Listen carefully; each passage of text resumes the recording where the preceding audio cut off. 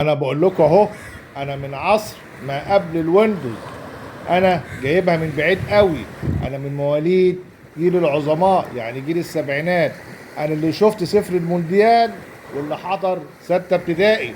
لعلمكم انا واحد حاضر الكمبيوتر لما كان اسمه ايه صخر، وكان عليه لعبة واحدة يتيمة.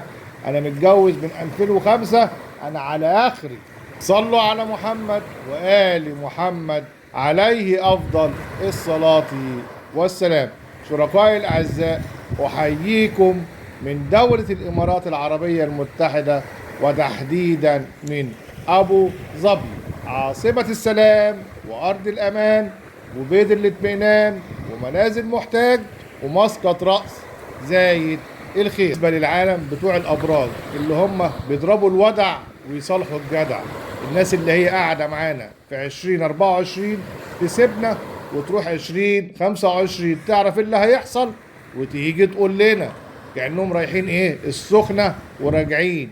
يعني بيشوفوا المستقبل بالأشعة تحت الايه الهبلية.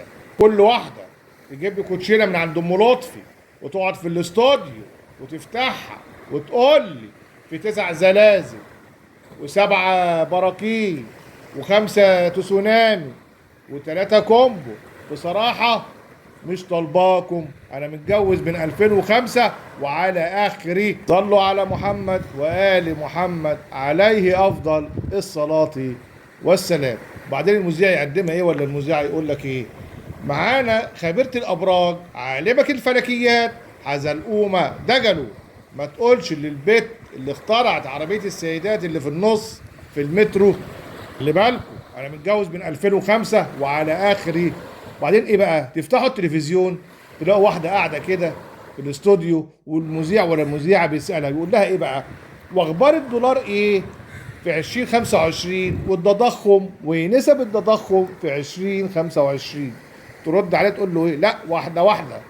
لا والله، على اساس حضرتك شغاله كول سنتر في شركه عفاريت حول العالم.